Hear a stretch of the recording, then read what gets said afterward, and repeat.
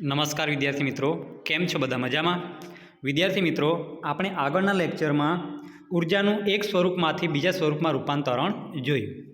તેમાં આપણે સ્થિતિ ઉર્જા, ગતિ ઉર્જા, યાંત્રિક ઉર્જા વગેરે વિશે ચર્ચા કરી ગયા. બરાબર, અલગ અલગ આપણે પ્રવૃત્તિઓ જોઈ. તેમાં આપણે સ્થિતિ ઉર્જાનું સૂત્ર મેળવ્યું હતું. કયું સૂત્ર આપણે મેળવેલું? તો કે સ્થિતિ ઉર્જા EP બરાબર mgh. બરાબર છે, આ સૂત્ર આપણે ત્યાં મેળવ્યું છે અને તેને લગતા આપણે દાખલા પણ ગણ્યા હતા. બરાબર, ત્યાર પછી ગતિ ઉર્જાનું સૂત્ર. તો એ ગતિ ઉર્જાનું સૂત્ર તો આપણે આગળ ગતિ જે ચેપ્ટર છે તમારું 8મું ચેપ્ટર તેની અંદર જ મેળવેલું છે, પરંતુ આ ચેપ્ટરની અંદર એ સૂત્રનો આપણે ઉપયોગ કરવાનો છે. ગતિ ઉર્જાને ઇકે તરીકે ઓળખવામાં આવે છે. ઇકે બરાબર 1/2 mv². બરાબર છે, આ સૂત્રનો આપણે ઉપયોગ કરવાનો થાય છે. અને ત્યાર પછી આપણે યાંત્રિક ઉર્જા પણ મેળવી હતી. યાંત્રિક ઉર્જા આપણને કઈ રીતે મેળવી હતી? કઈ રીતે આપણને મળી હતી? તો કે આપણે સ્થિતિ ઉર્જા અને ગતિ ઉર્જા બંનેનો આપણે સરવાળો કર્યો હતો અને તેનું આપણને ટોટલ મળેલું અચળ. બરાબર, સ્થિતિ ઉર્જા વત્તા ગતિ ઉર્જા બરાબર અચળ આપણને મળ્યું હતું અને તેને જ કહેવાય છે યાંત્રિક ઉર્જા. ઓકે, તો કઈ રીતે આપણે મેળવ્યું હતું? સ્થિતિ ઉર્જા અને ગતિ ઉર્જાનું ટોટલ કરીને આપણે મેળવ્યું હતું યાંત્રિક ઉર્જા. અને યાંત્રિક ઉર્જા આપણને ત્યાં કેવી મળી હતી? તો કે અચળ મળ્યું હતું ત્યાં. બરાબર છે. આમ ઉર્જાનું એક સ્વરૂપમાંથી બીજા સ્વરૂપમાં સતત રૂપાંતરણ થતું રહે છે, તે આપણે ત્યાં જોઈ ગયા. હવે આપણે આવ્યા છીએ પ્રવૃત્તિ નંબર 11.5 પર. 11.15 પર. તમને અહીં માહિતી આપેલી છે 20 કિલોગ્રામ દળની કોઈ વસ્તુ 4 મીટરની ઊંચાઈથી મુક્ત પતન પામે છે. મુક્ત પતન પામે છે એટલે કે એને આપણે સ્વતંત્ર રીતે મુક્ત કરીએ છીએ. કેટલા કિલોગ્રામ દળની છે? 20 કિલોગ્રામ દળની છે. એટલે કે તમને એમની કિંમત આપેલી છે, એમ દળ બરાબર તમને આપવામાં આવેલું છે 20 કિલોગ્રામ. અને તમને ઊંચાઈ આપેલી છે h બરાબર કેટલી? 4 મીટર. આટલી ઊંચાઈથી એ મુક્ત પતન પામે છે. નીચેના કોષ્ટક અનુસાર દરેક સ્થિતિમાં સ્થિતિ ઉર્જા અને ગતિ ઉર્જાની ગણતરી કરો અને કોષ્ટકમાં ખાલી સ્થાનોની પૂર્તિ કરો. તમને એવું કીધું છે. કોષ્ટકમાં જે તમને ખાલી સ્થાનો બધા દેખાય છે એની તમારે પૂર્તિ કરવાની છે. ગણતરી કરીને તમારે જવાબ લાવવાના છે. બરાબર છે. હું તમને એક દાખલો ગણાવીશ, બાકીના બીજા તમારે જાતે ગણવાના છે. એટલે બરાબર ધ્યાનથી તમે સમજી લેજો અને તમારે આખું કોષ્ટક આ પૂરું કરવાનું છે. સમજ્યા? ઓકે, ચાલો લેટ્સ ગો સ્ટાર્ટ. તો આપણે સ્ટાર્ટ કરીએ.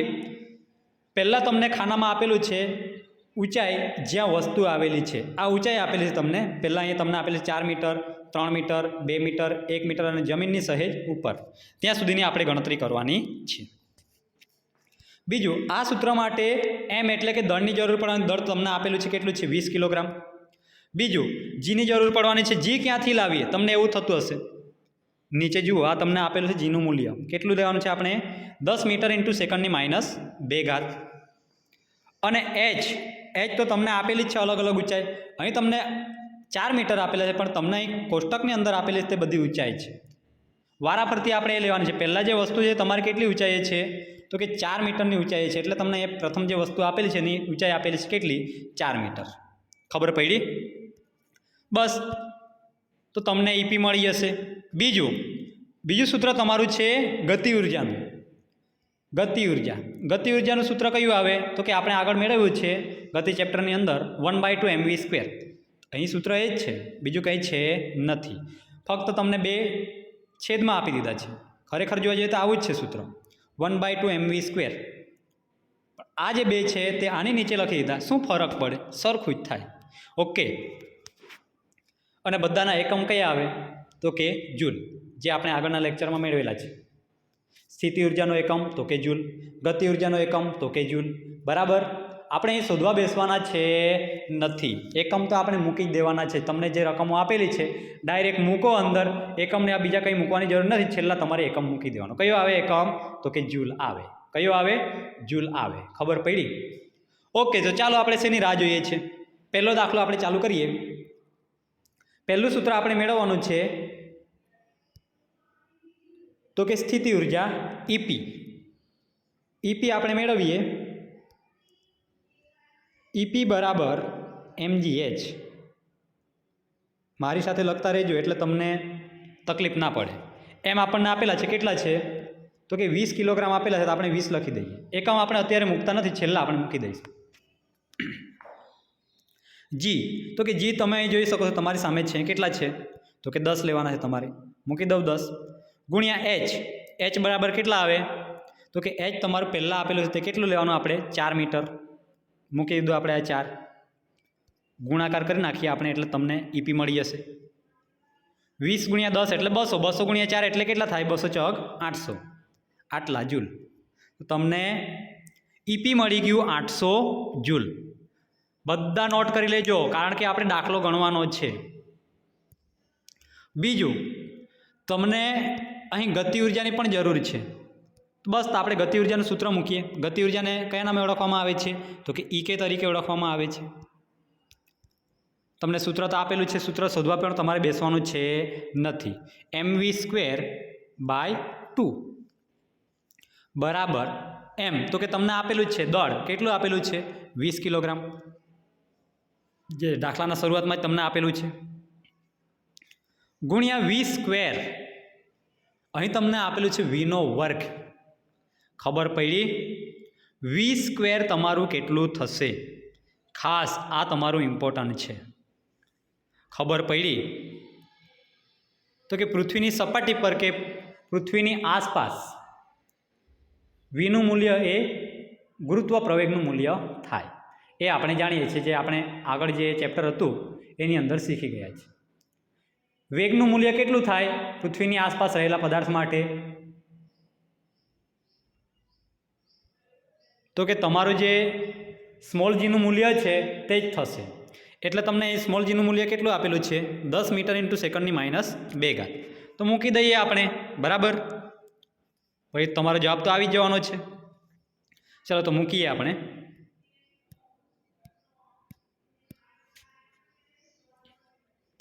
વીની જગ્યા પર કેટલા આવી જશે તો કે 10નો વર્ગ ભાગ્યા કેટલા તો કે 2. 20 ભાગ્યા 2 એટલે કેટલા તો કે 10. 10 દુના 20 થાય એટલે. બરાબર બરાબર. ચાલો હવે ઉપર વધે છે 10 ગુણ્યા 10નો વર્ગ એટલે કેટલા થશે 100. કેટલા થાય 100. ભાગ્યા કંઈ છે કંઈ નથી, 1 મૂકી દઈએ આપણે, અત્યારે મૂકી દઈએ. ચાલો 100 ગુણ્યા 10 એટલે કેટલા થશે 100 દાન 1000 થાય. કેટલા થાય 1000. ખબર પડી? 100 ગુણ્યા 10 એટલે કેટલા થાય 1000 થાય. આટલા જૂલ. તો તમને ગતિ ઉર્જા કેટલી મળી 1000 જૂલ જેટલી મળી. બસ હવે શું કરવાનું? ટોટલ પહેલાં તમને મળી ગઈ છે સ્થિતિ ઉર્જા, પછી તમને કઈ મળી ગતિ ઉર્જા. બંનેનું ટોટલ કરી નાખો એટલે તમને જવાબ મળી જશે. કેટલી મળી હતી ઈપી? કેટલી મળી હતી તમને તો કે 800 જૂલ. અને ગતિ ઉર્જા કેટલી મળી કે 1000 જૂલ. બંનેનું ટોટલ કરી નાખો એટલે તમને છેલ્લા ખાનાનો જવાબ મળી જશે. ઈપી વત્તા ઈકે ઇઝ ઇક્વલ ટુ 800 જૂલ વત્તા 1000 જૂલ.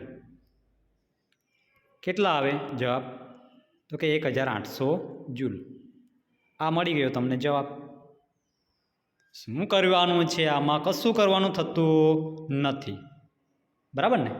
પૈસા ફેંક તમાશા દેખ એવો આ દાખલો છે આપણી પાસે. અહીં આપણે પૈસા નથી ફેંકવાના, અહીં આપણે રકમો ફેંકવાની છે. ક્યાં ફેંકવાની છે? સૂત્રની અંદર. બરાબર છે? તો આ જે બધી રકમો છે આપણે સૂત્રની અંદર મૂકીશું એટલે તમારો જવાબ સરસ મજાનો ચમકશે. બરાબર છે? તો આ પ્રમાણે આપણે આ રકમો બધી મૂકતા જવાની છે અને તમારા દાખલાનો જવાબ મેળવવાનો છે. ફક્ત તમારે અહીં એક જ કિંમત બદલાવાની છે. કઈ કિંમત બદલાશે તો કે તમારી આ કિંમત બદલાઈ જશે ઈપી. કેમ તો કે એમાં ઊંચાઈ છે અને ઊંચાઈ તમારી અહીં દરેક વખત બદલાય છે એટલા માટે. હવે તમારી ગતિ ઉર્જા તો બધામાં સરખી જ રહેવાની છે. ગતિ ઉર્જામાં કોઈ પણ પ્રકારનો ફેર પડવાનો નથી, કારણ કે આપણે જાણીએ છીએ કે કોઈ પણ વસ્તુ પૃથ્વીની નજીક હોય તો તેના વેગમાં કોઈ પણ પ્રકારનો ફેર પડતો નથી. કેટલો વેગ આવે? જેટલો ગુરુત્વ પ્રવેગ છે એટલો જ તમને વેગ મળશે. ખબર પડી? ઓકે, ચાલો તો વેગનું મૂલ્ય તમારું એનું એ જ રહેવાનું છે, એમાં કોઈ પણ પ્રકારનો ફેર પડવાનો છે નથી. તો બસ આપણે હવે બદલવાનું શું રહ્યું? ઈપી ઈપીનું મૂલ્ય તમે મેળવો એટલે તમને જવાબ મળી જશે. બરાબર છે. આ રીતે આપણે જવાબ મેળવવાનો છે. ચાલો ત્યાર પછી હવે આપણે આગળ જઈએ.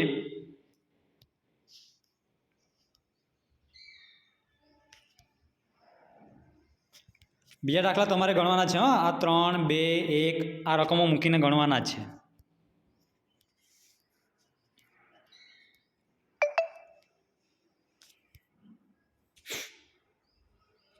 ચલો આગળ હવે તમને મુદ્દો આપેલો છે કાર્ય કરવાનો દર. શું આપણે બધા એક જ દરથી કાર્ય કરીએ છીએ? એક મિનિટ. હા, શું આપણે બધા એક જ દરથી કાર્ય કરીએ છીએ? તો કે ના, આપણે બધા એક જ દરથી કાર્ય કરતા નથી. ખબર પડી? પોતાની એનર્જી પ્રમાણે આપણે કાર્ય કરીએ છીએ. બરાબર. એનર્જી એટલે કે શક્તિ, પાવર. પોતા પાસે જે શક્તિ છે, પાવર છે, એનો ઉપયોગ કરીને આપણે કાર્ય કરીએ છીએ. જેની પાસે જેવી શક્તિ છે એવું એ કાર્ય કરી શકે. ખબર પડી? એટલે બધાય આપણે સરખું કાર્ય કરતા નથી. શું યંત્રો ઉર્જાનો ઉપયોગ તથા તેનું રૂપાંતરણ સમાન દરથી કરી શકે છે? તો કે એક જ પ્રકારના યંત્રો હોય તો પછી એનો ઉપયોગ અને રૂપાંતરણ એ સમાન દરથી કરી શકશે, પણ અલગ અલગ યંત્રો હોય તો પછી એ પોસિબલ છે નથી. કાર્યકારી પદાર્થો એટલે કે એજન્ટો કે જે ઉર્જાનું રૂપાંતરણ કરે છે તે જુદા જુદા દરે કાર્ય કરતા હોય છે. જોયું? અહીં તમને જે એજન્ટ આપવામાં આવેલા છે એજન્ટ પર આધાર રાખે છે. એટલે કે એનું પારૂપ. બરાબર છે. ઉર્જાનું જે રૂપાંતરણ છે તે આપણે શેના આધારે કરીએ છીએ એના પર આધાર રાખે છે. ખબર પડી? જેમ કે આપણે પ્રયોગ કરતા હોય તો પ્રયોગમાં આપણે એસિડ નાખીએ, કોઈ તમને મંદ એસિડ કે કંઈ આપેલું હોય તેમાં તમે હાઈલી સ્ટ્રોંગ એસિડ નાખો, તેમાં એકદમ ગરમી વધી જાય છે. એટલે કે ઉર્જાનું સ્વરૂપ ત્યાં બદલાય છે. એ આપણે એજન્ટ નાખ્યો એના પર આધાર રાખે છે. HCl નાખ્યું કે પછી HNO3 નાખ્યું, H2SO4 નાખ્યું, શું નાખ્યું છે આપણે તેની અંદર એના પર એ આધાર રાખે છે. એને કહેવાય છે એજન્ટ. તેવી રીતે તમે જ્યારે જે યાંત્રિક ઉર્જાનો જે ઉપયોગ કરો છો એ માટેના જે યંત્રો છે એ યંત્રોમાં જે એજન્ટોનો ઉપયોગ કરો છો, એજન્ટો અલગ અલગ હોય તો એમનું કાર્ય પણ કેવું હોય છે? અલગ અલગ પ્રકારનું હોઈ શકે. એને આપણે નીચેની પ્રવૃત્તિ દ્વારા સમજવાનો પ્રયત્ન કરીએ. પ્રવૃત્તિ 11.16. બે બાળકો ધારો કે એ અને બીનો વિચાર કરો. બે આપણે બાળકો લેવાના છે, એ અને બી. ધારો કે તેમના દળ સમાન છે. શું સમાન છે? દળ એટલે કે વજન એમના કેવા છે? સમાન છે. બંને દોરડા પર અલગ અલગ ચડવાનો પ્રારંભ કરે છે. બરાબર. બંને જે છે એ દોરડા પર અલગ અલગ ચડવાનો પ્રયત્ન કરે છે, પ્રારંભ કરે છે. બંને 8 મીટરની ઊંચાઈ સુધી પહોંચે છે. કેટલા મીટરની ઊંચાઈ સુધી પહોંચે છે? 8 મીટરની ઊંચાઈ સુધી પહોંચે છે. માની લો કે આ કાર્ય કરવામાં એ 15 સેકન્ડ લે છે. એટલે કે એ એક વિદ્યાર્થી છે, બાળક છે, એ કેટલો સમય લે છે? 15 સેકન્ડ. જ્યારે વિદ્યાર્થી બી, બરાબર છે, બાળક બી એ કેટલા સેકન્ડ લે છે? 20 સેકન્ડ લે છે. દરેક બાળક દ્વારા થયેલ કાર્ય કેટલું છે તે આપણે અહીં શોધવાનું છે. બરાબર છે. દરેક કાર્ય સમાન છે તથા એ બાળકે કાર્ય કરવા માટે બી બાળકની સરખામણીમાં ઓછો સમય લીધો છે. કાર્ય તો બંનેનું સરખું જ છે. કેમ કાર્ય બંનેનું સરખું છે? કારણ કે બાળક એ છે તે પણ 8 મીટરની ઊંચાઈએ જાય છે અને બાળક બી છે તે પણ 8 મીટરની ઊંચાઈએ જ પહોંચે છે. એટલે કાર્ય બંનેનું સરખું છે, પણ તેના માટેનો જે લીધેલો સમય છે તે કેવો છે? અલગ અલગ છે. કેવો છે? અલગ અલગ છે. બાળક એ ઓછો સમય લીધો છે જ્યારે બાળક બીએ વધારે સમય લીધો છે. તો આપણે કહી શકીએ કે કરેલ કાર્ય સમાન છે તથા એ બાળકે કાર્ય કરવા માટે બી બાળકની સરખામણીમાં ઓછો સમય લીધો છે. કયા બાળકે આપેલ સમય ધારો કે 1 સેકન્ડમાં વધારે કાર્ય કર્યું છે? કયા બાળકે આ બંનેમાંથી? તો કે બાળક એ. કયું આવે? બાળક એ આવે. કયું બાળક આવે? એ બાળક. ખબર પડી?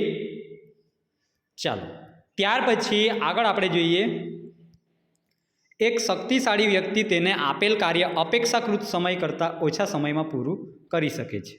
બરાબર, આપણે આગળ વાત કરી તેમ જેની પાસે જેવી શક્તિ હોય એ પ્રમાણે એ કાર્ય કરી શકે છે. બરાબર છે. તો કોઈ શક્તિશાળી વ્યક્તિ હોય તો તેને આપેલું જે કાર્ય છે તે તમે અપેક્ષા રાખો તેના કરતાં પણ ઓછા સમયમાં એ પૂરું કરી શકે છે. બરાબર. વધારે શક્તિશાળી વાહન ઓછા શક્તિશાળી વાહનની સરખામણીમાં કોઈ મુસાફરી ઓછા સમયમાં પૂરી કરી શકે છે. બરાબર. વધારે શક્તિશાળી વાહન હોય તો એ ઓછા શક્તિશાળી વાહનની સરખામણીમાં મુસાફરી ઓછા સમયમાં પૂરી કરી શકે છે. આપણે બધા જાણીએ છીએ. બરાબર છે. પછી હરીફાઈમાં આપણે નથી આવવાનું. આણે સ્પીડ વધારી તો મેં પણ સ્પીડ વધારું એમ. ખબર પડી એ પછી આપણા શરીરની ગતિ પર આવી જશે પછી, અને આપણા ધુમાડા નીકળી જશે પછી. ખબર પડી. તો કોઈને જોઈને આપણે કંઈ એક્સિલેટર પર જાણી જોઈને પગ નથી મૂકવાનો, દબાવવાનો નથી. તો એને આપણે જેવી દાબીશું એવું એ ભાગશે પછી. ખબર પડી. પછી આપણા ભૂક્કા નીકળી જશે, ટાટિયા ભાગશે, પગ ભાગશે. બરાબર ને? હાથ ભાગશે, પગ ભાગશે, હે, અને ક્યાંક તો આપણે પણ ભાગી જઈશું. એટલે આવું કંઈ આપણે કરવાનું નથી. આપણે ફક્ત સમજવાનો પ્રયત્ન કરવાનો છે. માની લો કે તમે એક બાઇક, 2 વ્હીલ અને એક 4 વ્હીલ આ બંને વચ્ચેની સરખામણી કરો તો પછી શું થશે? તો કે 4 વ્હીલ છે એ 4 વ્હીલ ઝડપથી આગળ વધશે, જ્યારે 2 વ્હીલ છે એ થોડી લેટ આગળ વધશે. કેમ? તો કે 4 વ્હીલની ઝડપ વધારે હશે, જ્યારે બાઇકની ઝડપ કેવી હશે? ઓછી હશે. ખબર પડી? એટલે આપણે કોઈને દેખાદેખી કરીને આગળ વધવાનો પ્રયત્ન કરવાનો નથી. એ તો આપણે જેવું એક્સિલેટર પર પગ દબાવીશું એ પ્રમાણે આગળ વધશે, સ્પીડ પ્રમાણે ચાલે. પછી એમાં પછી કોઈ શક્તિશાળી હોતું નથી. ખબર પડી? બરાબર છે. સમજ પડી ગઈ તમને? એ તમારું ગાડીનું એન્જિન એ કેટલા સીસીનું છે એના પર એ આધાર રાખે છે. એના આધારે શક્તિશાળી બને છે, એમને એમ નથી બનતું. ખબર પડી? એટલે કોઈની દેખાદેખીમાં નથી જવાનું. આપણે ફક્ત સમજી લેવાનું છે. 4 વ્હીલ હોય તો 4 વ્હીલની ગતિ વધારે જોઈએ ઓલરેડી. બરાબર. એને જોઈને પછી 2 વ્હીલવાળો એટલી ગતિમાં જવા દે ને તો પછી ગાડીના ધુમાડા નીકળે પછી. ખબર પડી? એટલે આપણે એવું કરવાનું થતું નથી. ખબર પડી? બધાને ખબર છે કે કયું શક્તિશાળી છે ને કયું શક્તિશાળી નથી. પછી તમે ગાડીને ઉડાવવાની વાત કરો તે નહીં ચાલે. ખબર પડી? ઓકે, ચાલો આપણે આગળ જઈએ. હવે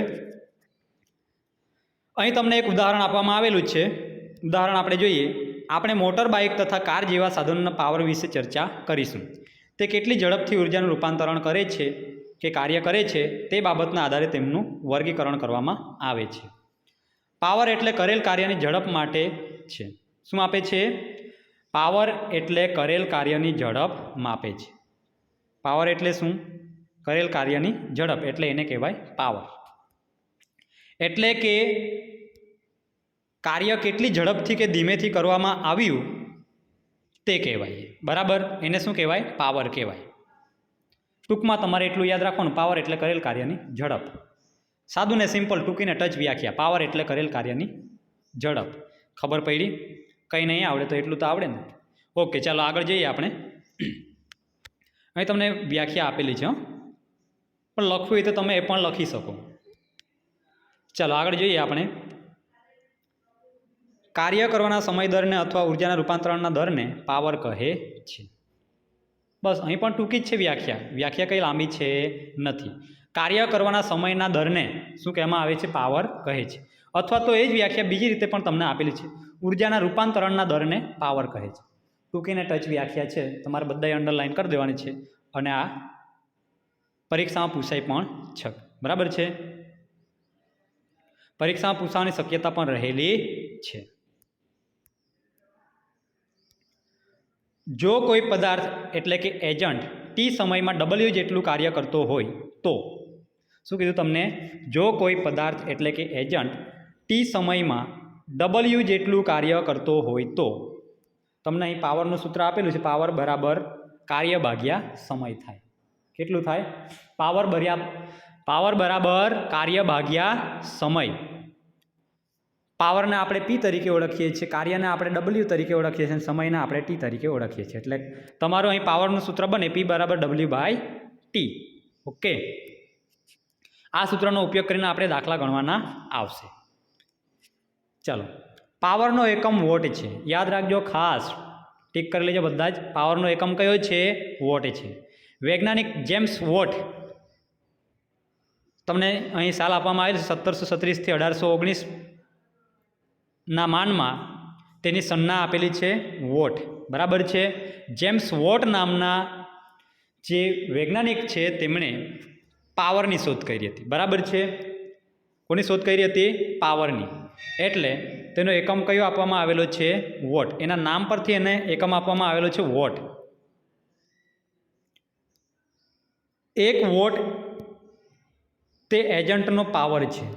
જોજો, 1 વોટ તે એજન્ટનો પાવર છે કે જે 1 સેકન્ડમાં 1 જૂલ કાર્ય કરતો હોય. કેટલી સેકન્ડમાં? 1 સેકન્ડમાં 1 જૂલ કાર્ય કરતો હોય તો તેને શું કહેવામાં આવે છે? 1 વોટ તરીકે ઓળખવામાં આવે છે. એટલે તમને અહીં આપેલું છે 1 વોટ તે એજન્ટનો પાવર છે કે જે 1 સેકન્ડમાં 1 જૂલ કાર્ય કરતો હોય. આપણે તેમ પણ કહી શકીએ કે ઉર્જાના વપરાશનો દર 1 જૂલ ઇન્ટુ સેકન્ડની -1 હોય ત્યારે પાવર કેટલો હોય? 1 વોટ હોય છે. 1 જૂલ ઇન્ટુ સેકન્ડની -1 હોય ત્યારે પાવર કેટલો આવે? 1 વોટ થાય. યાદ રાખજો, આ સંબંધ ખાસ તમારે યાદ રાખવાનો છે, પરીક્ષામાં પૂછાઈ પણ શકે. આ રહ્યું અહીં તમને આપેલું છે 1 વોટ બરાબર 1 જૂલ ભાગ્યા સેકન્ડ, અથવા તો 1 વોટ બરાબર 1 જૂલ ઇન્ટુ સેકન્ડની -1. આ બધું તમારે નાના નાના મુદ્દાઓ છે, ટીક કરવાના છે. આપણે ઉર્જાના મોટા મૂલ્યોને કિલો વોટમાં રજૂ કરીએ છીએ. બરાબર છે. ઉર્જાના જે મોટા મૂલ્યો છે તેને આપણે શેમાં રજૂ કરીએ છીએ? કિલો વોટમાં. 1 કિલોવોટ બરાબર 1000 વોટ. 1 કિલોવોટ બરાબર કેટલા થાય? 1000 વોટ થાય, અથવા 1000 જૂલ ઇન્ટુ સેકન્ડની -1 થાય. ખબર પડી? આ બધું તમારે ટીક કરવાનું છે. કોઈ એજન્ટનો પાવર સમય સાથે બદલાતો હોય છે. તમને જે એજન્ટ આપવામાં આવેલ છે, વસ્તુ આપવામાં આવેલી છે, તેનો જે પાવર છે તે સમય સાથે બદલાતો રહે છે. એનો અર્થ એ થયો કે એજન્ટ એટલે કે વસ્તુ જુદા જુદા દરથી કાર્ય કરે છે. તેથી સરેરાશ પાવરનો ખ્યાલ વધારે ઉપયોગી છે. આપણે સરેરાશ પાવર કુલ ઉપયોગમાં લીધેલ ઉર્જા અને લીધેલ કુલ સમયના ગુણોત્તર દ્વારા મેળવી શકીએ છીએ. સરેરાશ પાવર કોને કહેવાય? તો કે કુલ ઉપયોગમાં લીધેલ ઉર્જા અને લીધેલ કુલ સમયના ગુણોત્તર દ્વારા. ખબર પડી? કુલ ઉપયોગમાં લીધેલ ઉર્જા અને લીધેલ કુલ સમયના ગુણોત્તર દ્વારા આપણે એને મેળવી શકીએ છીએ. ખબર પડી? તો આ રીતે તમારા જે બધા નાના નાના મુદ્દાઓ છે એના પર ભાર આપવાનો છે અને તમારે તૈયારીમાં લાગી પડવાનું છે. કે વિદ્યાર્થી મિત્રો, તો ઘરે રહો, સુરક્ષિત રહો. અહીં આપણો લેક્ચર પૂરો થાય છે.